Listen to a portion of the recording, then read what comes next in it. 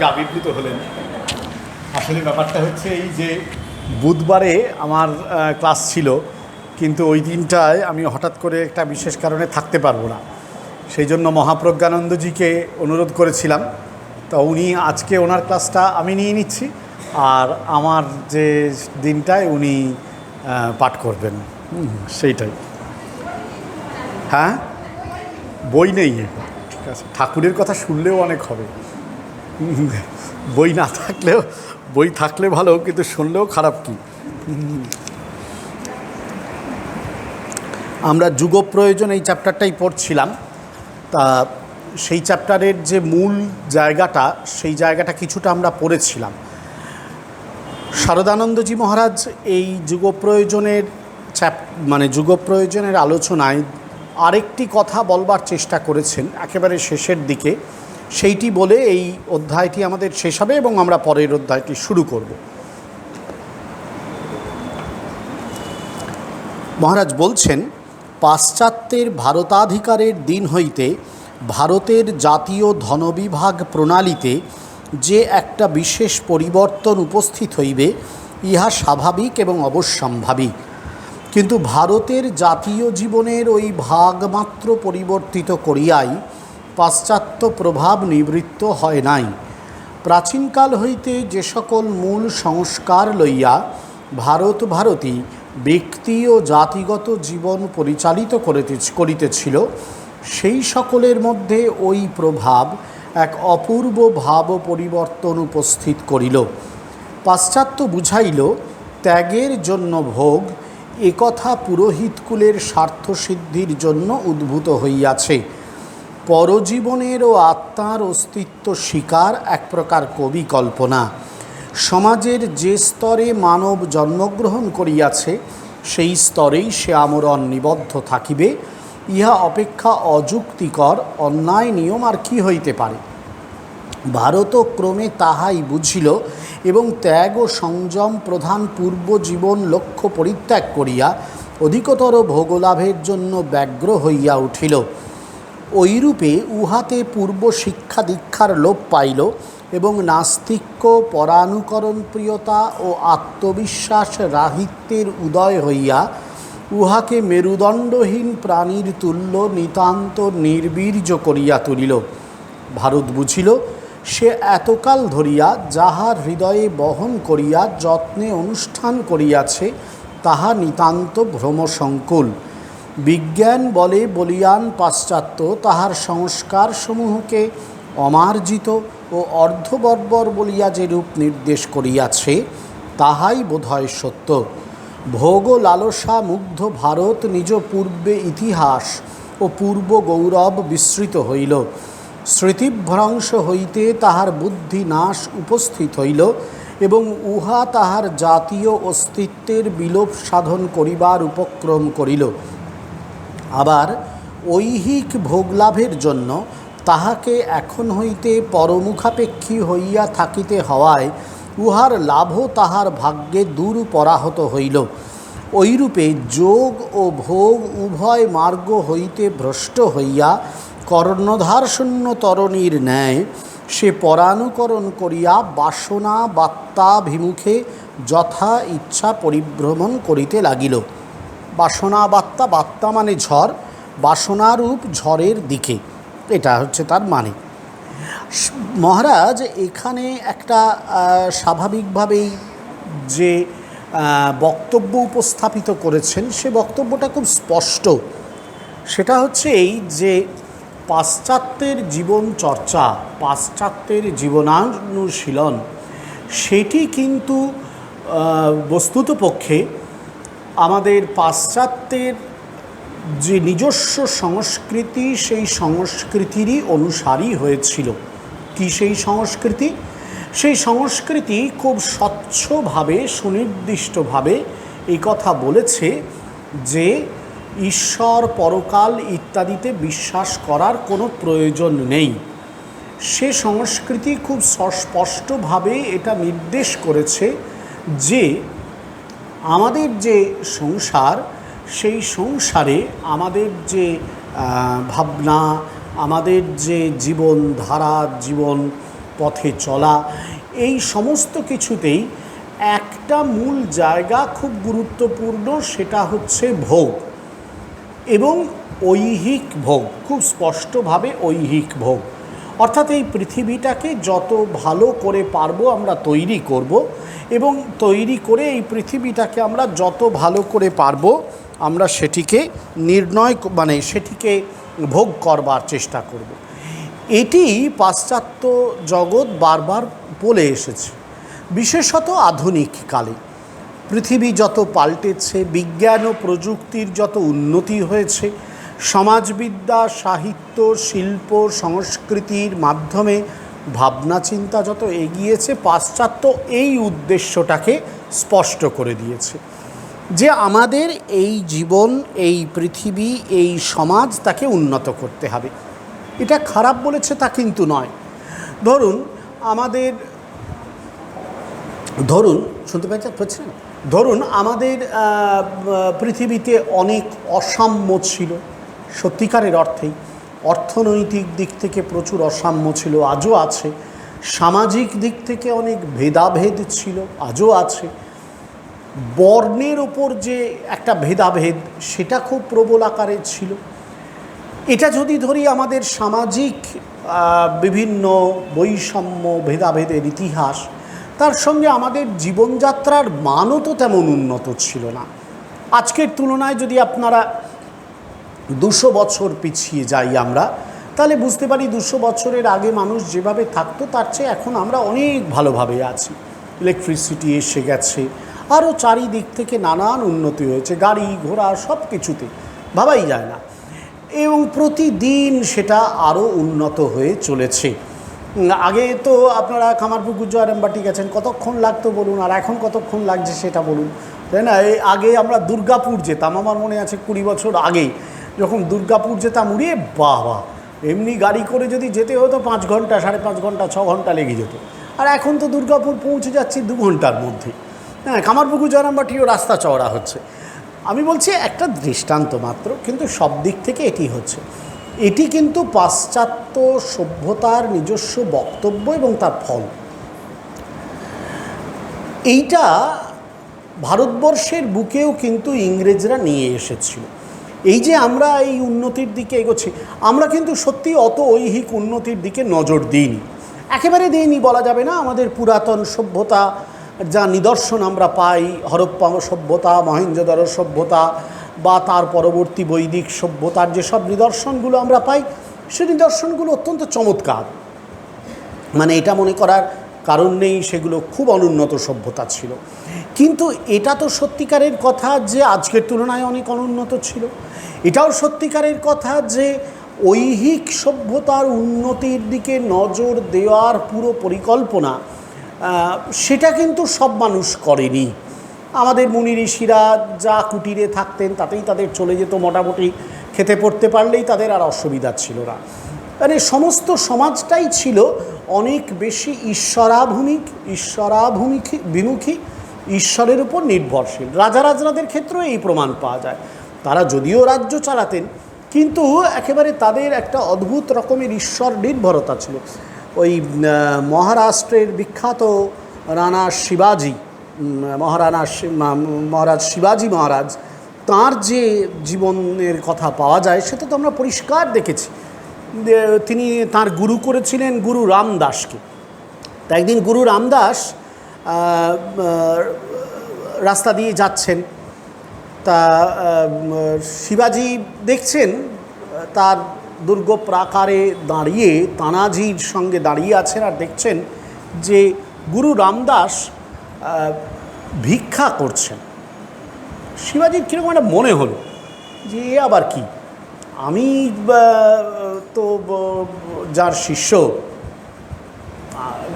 মানে আমার গুরু যিনি, তিনি রাস্তায় রাস্তায় ভিক্ষা করবেন, আমার তো এই বিরাট মহারাষ্ট্র মারাঠা সাম্রাজ্য আমার অধীন, আর মানে তিনি তো মানে আমার গুরু, তিনি এরকম কি ব্যাপার, এটা কি করে মানে সম্ভব, বা এটা আদৌ উচিত কি না। তাই এরকম মনে করতে করতে শিবাজি তানাজিকে ডাকলেন, ডেকে বললেন যে দেখো এই গুরুদেব ভিক্ষা করে চলেছেন, হে ভবে সে শঙ্কর আমারে দিয়েছ ঘর, সবারে দিয়েছ ঘর, আমারে দিয়েছ শুধু পথ, অন্নপূর্ণামা আমার লয়েছে বিশ্বের ভার, সুখে আছে সর্বচরাচর, মোরে তুমি হে ভিখারি মার কাছ হতে কারি করেছ আপর অনুচর। এই বলে তিনি ভিক্ষা করতে করতে গান গাইতে গাইতে যাচ্ছেন। তানাজিকে তখন শিবাজি ডাকলেন, ডেকে বললেন যে দেখে এটা কি হচ্ছে। তানাজি বললেন, না উনি তো এরকম করেন। বলছে, না এটা আমার ভাল লাগছে না, উনি আমার গুরু। আচ্ছা তুমি একটা কাগজ নিয়ে এসো তো তানাজি একটা কাগজ নিয়ে এলেন, শিবাজিকে যারা লিখে দিলেন, লিখে যে কাগজটাকে মুড়ে বলেন, তুমি এটা আমার গুরুদেবের কাছে দিয়ে এসো, রামদাস, গুরু রামদাস তার কাছে দিয়ে এসো। তানাজি গেলেন, দিলেন, রামদাস কাগজটা পড়লেন, পড়ে তারপর রামদাস এলেন। শিবাজি তখন দুর্গে রয়েছেন, এসে বললেন যে হ্যাঁ তোমার কাগজটা আমি পেলাম, বেশ তাহলে চলো। শিবাজি বলছেন, কোথায় যাব? বলছেন, কেন আমার সঙ্গে ভিক্ষা করতে যাবে? শিবাজি অবাক হয়ে গেছেন, আমি ভিক্ষা করতে যাব আপনার সঙ্গে? বলেন, হ্যাঁ তুমি তো এই যে কাগজে লিখে দিয়েছ যে গুরুদেব আপনি কেন ভিক্ষা করছেন, এই সমস্ত রাজ্যটাই আমি আপনাকে দিলাম। তা তুমি যদি আমাকে সমস্ত রাজ্যটা দিয়ে দাও তাহলে তো রাজ্যটা আর তোমার নয়, তুমি খাবে কি? তাহলে চলো আমার সঙ্গে ভিক্ষা করতে চলো, ভিক্ষাটা তো আমার পেশা, ওটা তো আমি করি, ওটা আমি করবই। তুমি আমাকে রাজ্য দাও চাই না দাও আমি করব, কিন্তু তোমার তো এখন আর কোনো উপায় নেই, তুমি রাজ্য দিয়ে দিয়েছো, তোমাকে তো যেতেই হবে। শিবাজিও তো খুব মারাঠি ওজস্বিতা ছিল, বলেন ঠিক আছে তাই হবে। তো বেরিয়ে গেলেন গুরু রামদাসের সঙ্গে। আর মানে রাজ্যের রাজধানীর যারা বাসিন্দা তারা তো স্তম্ভিত হয়ে গেছে। গুরু রামদাস ভিক্ষা করেন এটা তাদের কাছে পরিচিত দৃশ্য ছিল। মহারাজ শিবাজি তিনি স্বয়ং আজকে ভিক্ষের ঝুলি নিয়ে বেরিয়েছেন আর প্রত্যেকের দরজায় আসছেন আর ভিক্ষা নিচ্ছেন, তারা তো কাঁপছে, অঙ্গ কাঁপে থরথরে, ভাবে ইহা মহতের লীলা। তারা ভাবছেন এটা বোধহয় কোনো মহতের লীলা কিছু একটা হচ্ছে। তা যাই হোক, সারাদিন রামদাস শিবাজিকে নিয়ে ভিক্ষা করলেন, করে নদী তীরে সন্ধ্যাবেলায় এসে বসলেন, বসে বলছেন, এই নাও তোমার পতাকা, বলে তার নিজের উত্তরীয়টা দিলেন। বৈরাগীর উত্তরীয় পতাকা করিয়া নিও, কহিলেন গুরু রামদাস। এই যে একটা আদর্শ, এটা ভারতবর্ষের নিজস্ব আদর্শ, যে বৈরাগীর উত্তরীয় সেখানে পতাকা। রাজ্য চালাবেন তিনি, সব করবেন তিনি, কিন্তু তিনি জানবেন যে তার জীবন নির্ভর করে আছে ত্যাগের উপর, ভোগের উপর নয়। লক্ষ্যটা ত্যাগ, অন্যকে ত্যাগের মাধ্যমে অন্যের কল্যাণ সাধন করা, এটা হচ্ছে ভারতীয় জীবনের আধ্যাত্মিক সাধনার নিদর্শন। সে বারবার এই সাধনাটা করেছে, বারবার এই কথা বলেছে যে ত্যাগের মাধ্যমেই সে এই সমস্ত সংসারকে প্রতিপালিত করতে চায়। এটাই তার লক্ষ্য, অন্য কিছু লক্ষ্য কিন্তু তার নয়, সে এইটাই মাত্র চায়। ওইটি খুব সুন্দর বলছেন, বৈরাগীর উত্তরীয় পতাকা করিয়া নিও। ভারতবর্ষ কোনোদিনই তাই পৃথিবীটাকে ভোগ করাটাকে তার জীবনের শেষ বলে গ্রহণ করেনি। সে সবসময় মনে করেছে যে এই সংসারটা আছে, নিশ্চয়ই তার উন্নতি করতে হবে, নিশ্চয়ই। কেন করব? তার কারণ আমার জন্য নয়। কেন করব? তা করব হচ্ছে অন্যের জন্য, বাকিদের জন্য আমি এই পুরো জীবনটাকে উৎসর্গ করব। যা কিছু উন্নতি যেন জগতের জন্য আমি করছি, সবাই।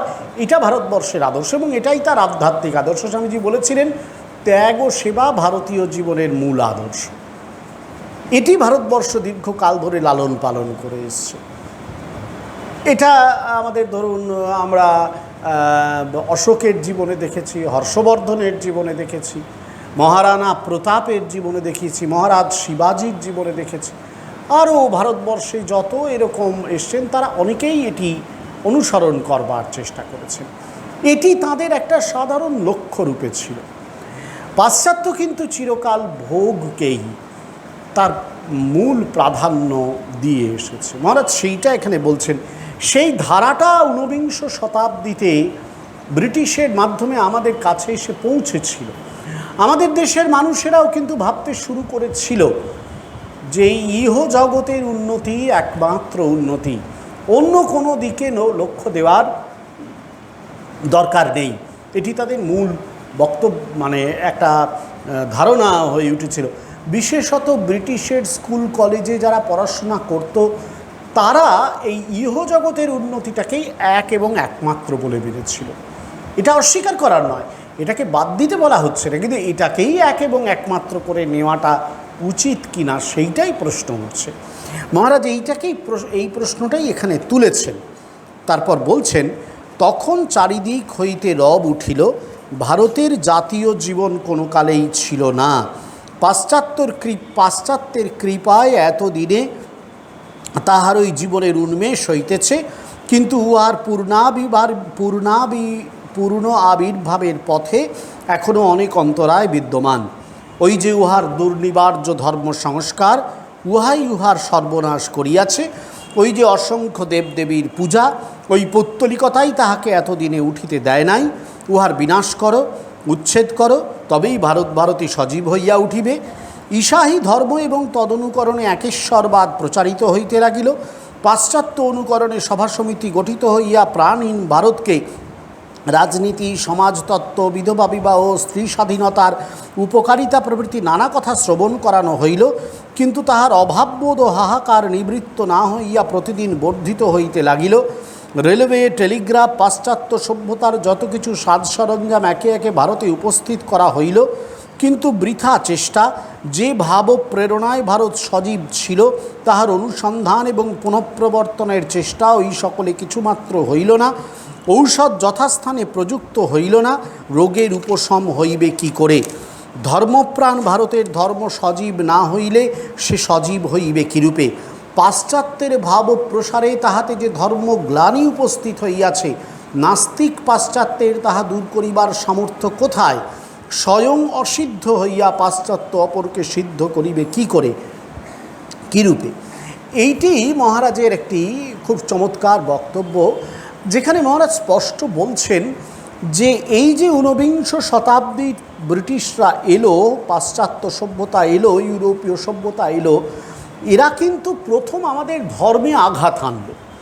ওরা স্পষ্ট বলে দিল যে ভারতবর্ষে এই যে ধর্ম প্রচলিত রয়েছে এ একেবারে চলবে না। বেদ বেদান্তাদি গ্রন্থে যা লেখা আছে তা মিথ্যা, বুজরুকি। এই যে প্রতিমা পূজা হয়, এর পুতুল পূজা, এর কোনো মানে নেই, এর দ্বারা এরা কিচ্ছু ভালো লক্ষ্যে পৌঁছতে পারবে না, এটা এক ধরনের কুসংস্কার। প্রত্যেকটা জাতীয় জীবনেই দেখা যায় বিভিন্ন সময়ে কিছু কিছু সংস্কার বা প্রথা তৈরি হয় যেগুলো ভালো না, এবং সেগুলোকে বিভিন্ন সমাজ বিভিন্ন সময়ে পরিবর্তন করে।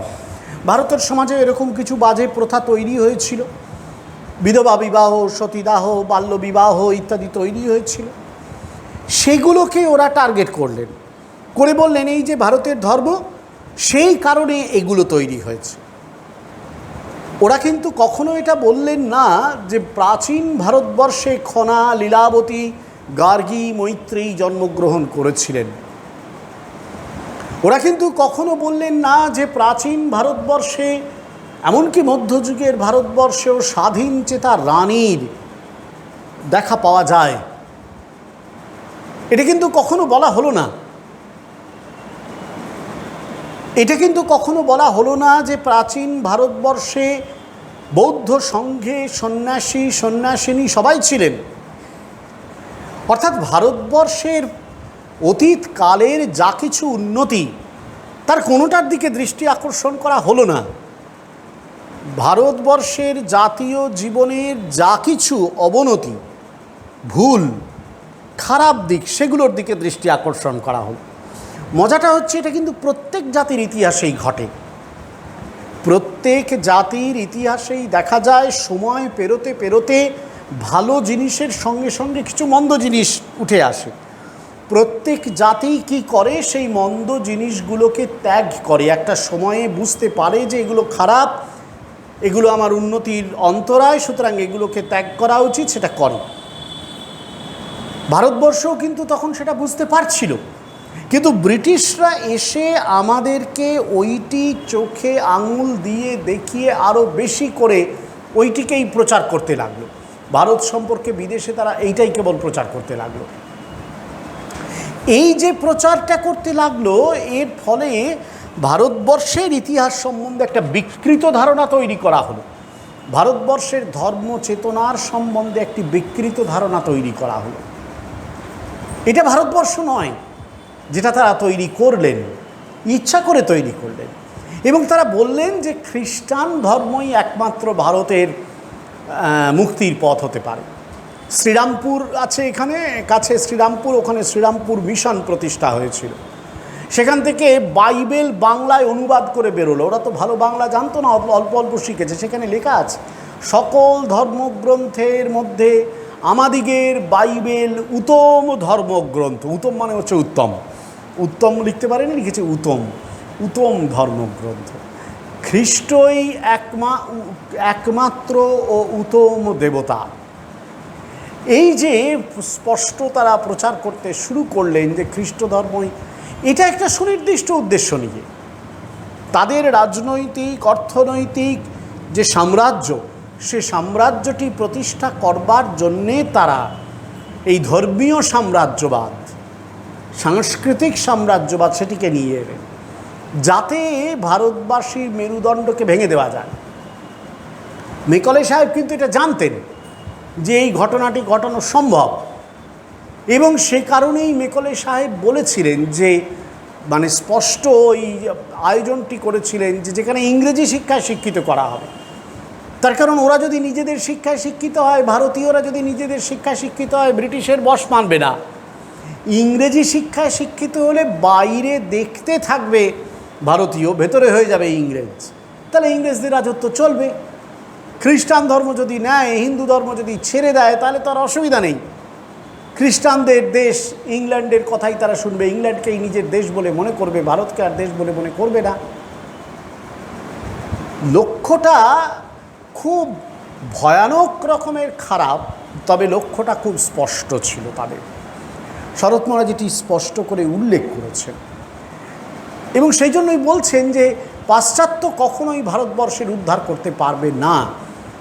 তার কারণটা হচ্ছে পাশ্চাত্য জানেই না আধ্যাত্মিকতা বলতে কি বোঝায়। ভারতবর্ষে আধ্যাত্মিকতার অবস্থান অত্যন্ত উচ্চে।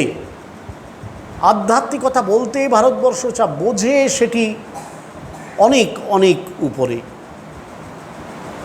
এবং সেইখানে আধ্যাত্মিকতার যে তাৎপর্যতা নিহিত আছে ভারতবর্ষের বেদ উপনিষদ গ্রন্থে, যা কিনা তখন ইউরোপ অনুবাদ করা শুরু করেছে। ভারতের প্রাচীন সভ্যতা অনেক দিন আগে তৈরি হয়েছে। কোথায় তখন ইংরেজরা? স্বামীজি বলছেন তো মানে ইংরেজদের পূর্বপুরুষরা তখন বনে জঙ্গলে ঘুরে বেড়াচ্ছে। স্বামীজি খুব খারাপ ভাষায় বলেছিলেন, গায়ে রং মেখে উল্কি মেখে ঘুরে বেড়াচ্ছ তোমরা তখন বনে জঙ্গলে। অ্যাংলো স্যাকশনরা তো সেদিনকার লোক। প্রাচীন ভারতবর্ষ তো সে কত হাজার বছর ধরে তৈরি হয়েছে। আধুনিক পাশ্চাত্য সভ্যতা তার কাছে শিশু মাত্র।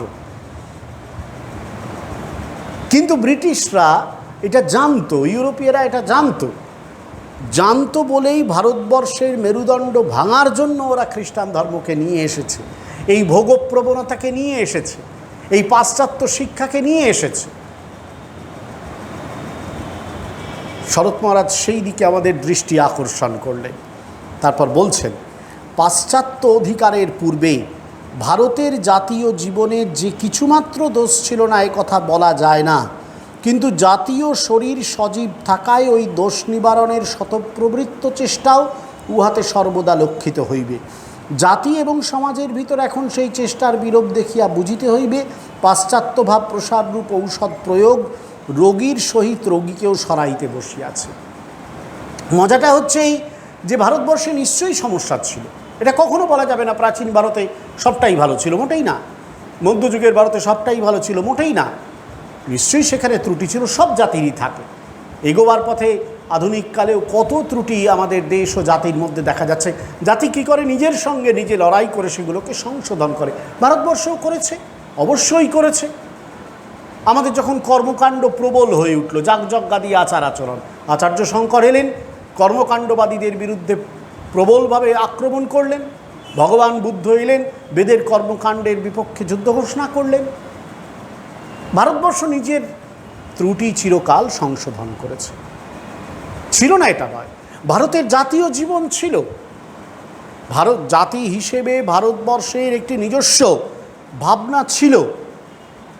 অনেকেই বলেন ভারতবর্ষ জাতি হিসেবে ছিল না। আধুনিক অর্থে ভৌগোলিক একটি সাম্রাজ্যের বা একজন রাজার অধীনে ছিল না, এটা সত্যিকারের কথাই। ভারতবর্ষ খণ্ড খণ্ড খণ্ড খণ্ডভাবে বিভক্ত ছিল, কিন্তু ভারতবর্ষের একটি জাতীয় জীবন সত্তা প্রবাহিত ছিল। সেটির প্রমাণ পাওয়া যায় যখন আমরা দেখি যে অষ্টম, নবম, একাদশ, দ্বাদশ শতাব্দীতে যখন স্থানীয় ভারতীয় ভাষা সাহিত্যগুলো তৈরি হচ্ছে, তার প্রত্যেকটা ভাষা সাহিত্যই, প্রায় প্রত্যেকটা ভাষা সাহিত্য শুরু করছে সংস্কৃত সাহিত্য, পুরাণ, উপনিষদ, গীতা এগুলোর অনুবাদের মাধ্যমে। প্রত্যেকটা, যেমন ধরুন মালায়ালাম ভাষা, কেরালে মালায়ালাম ভাষা আছে। মালায়ালাম ভাষা যখন তার প্রথম সাহিত্য রচনা শুরু করছে, তার একটা উপকরণ হচ্ছে সংস্কৃত ভাষা সাহিত্য, পুরাণ ইত্যাদির অনুবাদ। মারাঠি ভাষা অনুবাদ দিয়ে শুরু করছে, এদিকে অসমিয়া ভাষা অনুবাদ দিয়ে শুরু করছে, হিন্দি অনুবাদ দিয়ে শুরু করছে, বাংলা, ওড়িয়া, কন্নড় ভাষা, কর্ণাটকের ভাষা কন্নড়, সবাই অনুবাদ করছে। এবং মজাটা হচ্ছে সবাই অনুবাদ করছে কিন্তু সংস্কৃত, পুরাণ, সাহিত্য, মহাকাব্য ইত্যাদি থেকে। প্রায় প্রত্যেকটা ভাষায় রামায়ণ, মহাভারতের অনুবাদ হয়েছে। যে তামিল ভাষা অত্যন্ত প্রাচীন, সে তামিল ভাষাও রামায়ণের অনুবাদ করেছে, নিজের মতন করে করেছে, কিন্তু করেছে। কাম্বান বলেন একজন কবি রামায়ণের অনুবাদ করেছে। ওদের যে প্রাচীন গ্রন্থ তিরুক্কুরাল, তিরুবল্লুবারের লেখা তিরুক্কুরাল, সে ছোট ছোট ছোট ছোট 2 লাইনের কবিতা, সেগুলো পড়লে অনেক সময় মনে হয় এগুলোর সঙ্গে আমাদের প্রাচীন স্মৃতিশাস্ত্রের বচনগুলোর যোগ রয়েছে।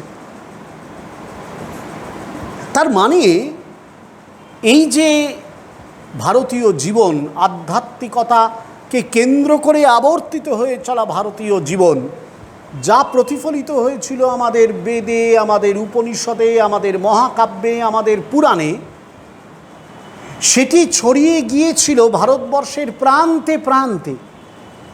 সে কারণেই যখন স্থানীয় ভাষাগুলো জন্ম নিচ্ছে, তারা কিন্তু সংস্কৃতের অনুবাদ করছে।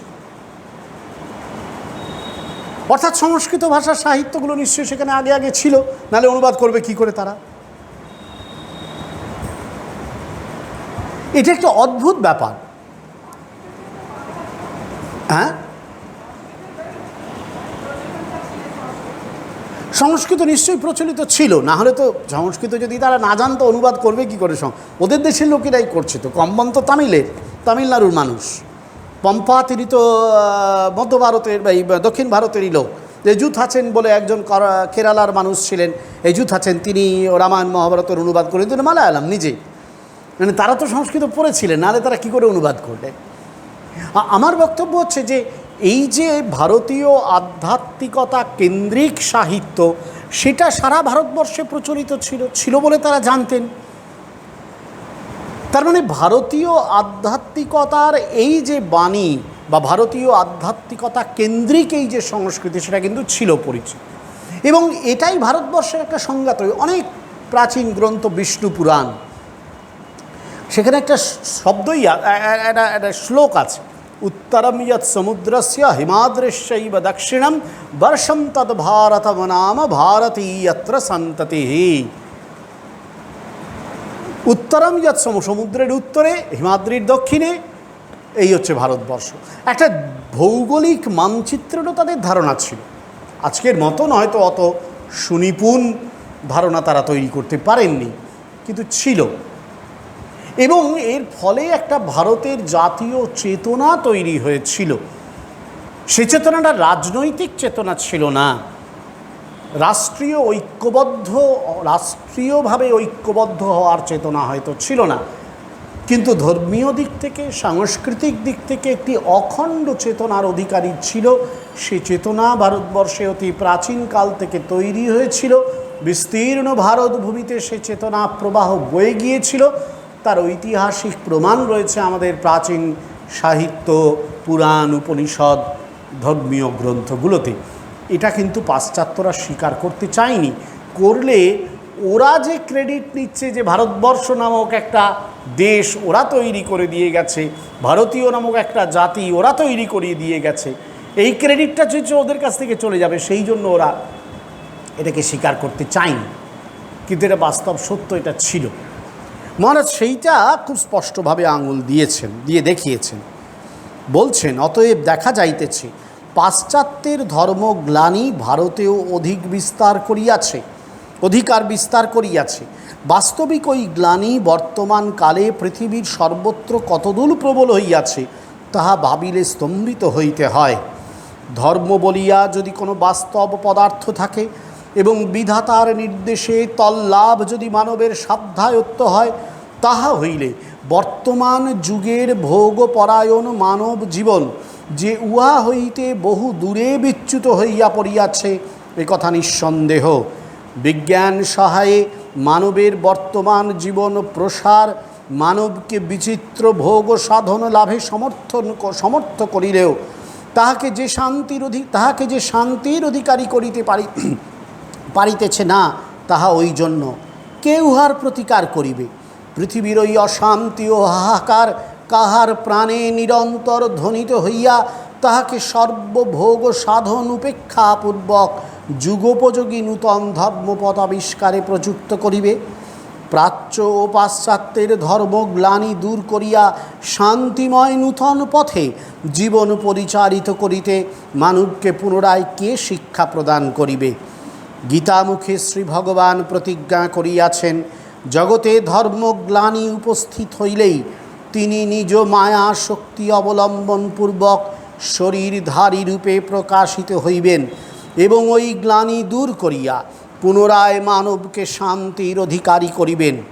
বর্তমান যুগ প্রয়োজন কি তাহার করুণায় বিষম উত্তেজনা আনয়ন করিবে না? বর্তমান অভাব বোধ অশান্তি কি তাহাকে শরীর পরিগ্রহ করিতে প্রযুক্ত করিবে না? হে পাঠক, যুগ প্রয়োজন ওই কার্য সম্পন্ন করিয়াছে। শ্রী ভগবান জগৎগুরুরূপে সত্যই পুনরায় আবির্ভূত হইয়াছেন। আশ্বস্ত হৃদয়ে শ্রবণ কর তাহার পূত আশীর্বাণী, যতমত ততপথ। সর্বান্তকরণে যাহাই অনুষ্ঠান করিবে তাহা হইতেই তুমি শ্রী ভগবানকে লাভ করিবে। মুগ্ধ হইয়া মনন কর পরাবিদ্যা পুনরানয়নের জন্য তাহার অলৌকিক ত্যাগ ও তপস্যা এবং তাহার কামগন্ধহীন পুণ্য চরিত্রের যথাসাধ্য আলোচনা ও ধ্যান করিয়া আইস আমরা উভয়ে পবিত্র হই। এই মহারাজ স্পষ্ট করে এখানে বললেন যে এই বিশেষ যুগ প্রয়োজনেই ভগবান শ্রীরামকৃষ্ণদেবের আবির্ভাব। গীতামুখে ভগবান বলেছেন, यदा यदा हि धर्मस्य ग्लानिर्भवति भारत अभ्युत्थानमधर्मस्य तदात्मानं सृजाम्यहं परित्राणाय साधूनां विनाशाय च दुष्कृतां धर्म संस्थापनार्थाय सम्भवामि युगे युगे। তিনি যুগে যুগে আবির্ভূত হবেন। কেন? যখনই ধর্মের গ্লানি তৈরি হবে, অধর্ম আবির্ভূত হবে। সমগ্র পৃথিবী জুড়ে ভোগবাসনার প্রবল প্রতিদ্বন্দ্বিতা নিয়ে, ভোগবাসনাময় প্রবল প্রতিদ্বন্দ্বিতা নিয়ে পাশ্চাত্যের যে সভ্যতা 17, 18, 19, 20 শতক ধরে ধীরে ধীরে মাথা তুলে দাঁড়িয়েছে, আজ পৃথিবী সেই সভ্যতার বিষময় ফল প্রত্যক্ষ করছে। স্বামীজি একদিন পাশ্চাত্য সভ্যতাকে দেখে এসে বলেছিলেন, তা যেন একটা আগ্নেয়গিরির উপর দাঁড়িয়ে রয়েছে, যে কোনো দিন তা বিস্ফোরিত হবে। তার কারণ ভোগ কখনো মানুষকে তৃপ্তি দিতে পারে না। না কামে না কামানাম উপভোগে না সাম্যতি হবিষা ন জাতু কাম কামানাম উপভোগে না সাম্যতি হবিষা কৃষ্ণবর্তমেব ভূয় এবাহি বর্ধতে। কখনোই এই বাসনার আগুনকে বাসনা দিয়ে নেভানো সম্ভব নয়। এটি বারবার পৃথিবীর সভ্যতা ভুল করেছে, আজকে নয়। আধুনিক পৃথিবীর সভ্যতা আবার একই ভুল করেছে। সভ্যতার উন্নতির জন্য বিজ্ঞান ও প্রযুক্তির অগ্রগতি ভুল নয়। সভ্যতার উন্নতির জন্য মানুষের মননের উন্নতি, তার শিল্প সাহিত্য সমাজবিদ্যার উন্নতি ভুল নয়। কিন্তু সেই উন্নতিকে মানুষ যদি কেবলমাত্র তার বাসনা চরিতার্থ করার জন্য প্রবাহিত করে দেয়, সেই উন্নতিকে যদি ব্যক্তি মানুষ বা রাষ্ট্র কেবলমাত্র তার নিজের স্বার্থ চরিতার্থ করবার জন্য ব্যবহার করে, তাহলে নিশ্চয়ই ব্যক্তিতে ব্যক্তিতে সংঘাত, পরিবারে পরিবারে সংঘাত, গোষ্ঠীতে গোষ্ঠীতে সংঘাত, রাষ্ট্রে রাষ্ট্রে সংঘাত অনিবার্য হয়ে পড়ে। তার কারণ বাসনা চিরকাল আমাদেরকে অন্তহীন লোভের পথে কেবল প্ররোচিত করে। এই অন্তহীন লোভ আর লাভের যে হিসাব কষা, তা আসলে অন্যকে বঞ্চিত করে কেবল নিজেকেই সমৃদ্ধ করতে চায়, নিজেকেই ধনী করতে চায়, নিজেকেই বড় করতে চায়। পারস্পরিক সহাবস্থানের মাধ্যমে, সত্যকারের সমভোগ তৈরির মাধ্যমে মানুষের জীবনের সর্বোত্তম উন্নতির কোনো দিশা এই প্রতিদ্বন্দ্বিতামূলক স্বার্থপরায়ণ লোভ ও লাভের দ্বারা প্ররোচিত সমাজে কখনো আসেনি, কখনো আসতে পারে না। সম্পূর্ণরূপে বাসনার দ্বারা অনুপ্রাণিত, লোভ এবং লাভের দ্বারা প্রণোদিত এই যে আধুনিক পাশ্চাত্য সভ্যতা, তার বিষময় ফল যত এ সভ্যতা বাইরের দিকে চাকচিক্যে ঐশ্বর্যে দুরন্ত হয়ে উঠছে, ততই আমরা দিনে দিনে লক্ষ্য করছি। পরিবার ভাঙছে, গোষ্ঠীতে গোষ্ঠীতে সংঘাত তৈরি হচ্ছে, জাতিতে জাতিতে সংঘাত তৈরি হচ্ছে, দেশে দেশে যুদ্ধের সম্ভাবনা তৈরি হচ্ছে। তার কারণই এই অনিঃশেষ লাভ, অনিঃশেষ লোভ এবং অনিঃশেষ বাসনা আমাদেরকে প্ররোচিত করছে, আমাদেরকে টানছে, ঠেলছে। এর থেকে এটাই হচ্ছে সত্যিকারের ধর্মগ্লানি, এটাই হচ্ছে অধর্মের আবির্ভাব। ঊনবিংশ শতাব্দীর শেষেই এটি বোঝা গিয়েছিল। সে কারণেই ভগবান শ্রীরামকৃষ্ণদেবের আবির্ভাব। যুদ্ধক্ষেত্রকেই তিনি ধর্মক্ষেত্রে রূপান্তরিত করেন। যুদ্ধক্ষেত্রেই তিনি আসলে এই সর্বোচ্চ জ্ঞানের উপদেশ দেন। এটি ঘটনা। এবারের ভগবানও আবির্ভূত হয়েছেন এই নতুন যুদ্ধক্ষেত্রে। সেই যুদ্ধক্ষেত্রে দাঁড়িয়েই তার এই উপদেশ, তার এই তত্ত্বকথা, যাকে প্রয়োগ করবার জন্য মানুষের লড়াই শুরু হয়েছে। এবং এটিই হচ্ছে যুগ প্রয়োজন। এই যুগ প্রয়োজন সিদ্ধ করতেই ভগবান আবির্ভূত হয়েছেন। সংশয়রূপ রাক্ষসকে নাশ করবার জন্য তিনি এসেছেন। ভোগরূপ দানবকে পরাভূত করবার জন্য তার আবির্ভাব। ত্যাগরূপ দেবতাকে এ যুগে তিনি প্রতিষ্ঠা দেবেনই দেবেন মানুষের সভ্যতার বেদিপীঠে।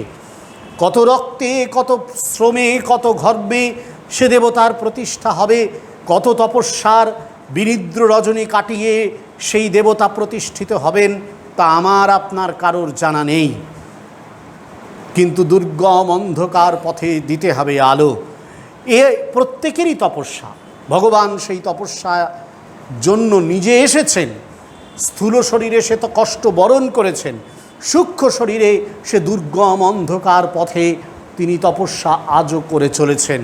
আমাদেরকে সেই তপস্যায় ডাকছেন, সেই প্রচণ্ড কষ্টের সাধনায় তিনি ডাকছেন, সেই দুরন্ত যে অধর্মের বিরুদ্ধে লড়াই, তার জন্য তিনি ডাকছেন। এটাই যুগ প্রয়োজন। পূজ্যপাদ শারদানন্দজি মহারাজ স্পষ্ট ভাষায় বলছেন, এই যুগের যিনি দেবতা, অবতার বরিষ্ঠ শ্রীরামকৃষ্ণের এ কারণেই আসা, সেই কারণ সিদ্ধ করতেই তিনি এসেছেন। শক্তি সমুদ্র সমুত্থতরঙ্গম দর্শিত প্রেম বিজৃম্বিতরঙ্গম সংশয় রাক্ষস নাশ মহাস্ত্রম ইয়ামি গুরুম শরণম ভববৈদ্যম। তিনি এ যুগের ভববৈদ্য, সংসারের তিনি চিকিৎসক। রোগ আমাদের বাসনার, রোগ আমাদের লোভের, রোগ আমাদের লাভের, সেই রোগ নিবারণের জন্য ভববৈদ্য শ্রীরামকৃষ্ণের আবির্ভাব। তিনি এসছেন আমাদের সামনে, চিকিৎসার ওষুধ নিয়ে এসছেন। তিনি চিকিৎসা শুরু করেছেন। ব্যাধি অনেক গভীরে, ব্যাধি অনেক দূরগত। চিকিৎসা শুরু হয়েছে, নিঃসন্দেহে ব্যাধি একদিন দূরে যাবে, রোগ একদিন নিরাময় হবে। কষ্ট হবে নিশ্চয়ই, শরীর খারাপ হলে ওষুধ খেতে হয়। ওষুধ তো কখনো ভালো লাগবে না, ওষুধ তো কখনোই আইসক্রিম বা মিষ্টির মতন, মাছ মাংসের মতন সুস্বাদু হবে না। ব্যাধিও কখনো খুব চমৎকার আস্বাদ্য হয়ে উঠবে না। রোগ বলুন এবং তার নিরাময়কারী ওষুধ বলুন, দুটিই কিন্তু আসলে যন্ত্রণা দেয়। রোগের যন্ত্রণা যদি ওষুধ ছাড়া চলতে থাকে তাহলে মৃত্যু নিশ্চিত। অনেক সময় এমন হয় যে রোগটি শরীরে বসে আছে, বুঝতেই পারি না। আমি হয়তো চমৎকার একই রকমভাবে চলেছি, কিন্তু রোগ শরীরে বাসা বেঁধেছে। হয়তো বিনাশের পূর্ব মুহূর্তে জানতে পারলাম। কিন্তু চিকিৎসক এসে তিনি কিন্তু ধরে নিতে পারেন যে আপনাকে বাইরে থেকে দেখতে দারুণ লাগছে, কিন্তু ভেতরে আপনার রোগ বাসা বেঁধেছে। ভগবান শ্রীরামকৃষ্ণদেব এসেছেন, চিকিৎসক তিনি, ভববৈদ্য তিনি ধরে নিয়েছেন আমাদের রোগ, নির্ণয় করেছেন আমাদের রোগ, আবিষ্কার করে দিয়ে গেছেন নিরাময়কারী ঔষধ। তা সেবন করার দায়িত্ব, সে ওষুধ খাওয়ার দায়িত্ব হচ্ছে আমাদের। হ্যাঁ,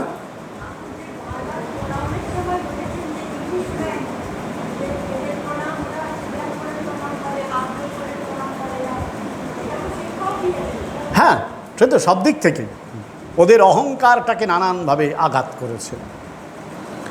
ওম শান্তি শান্তি শান্তি।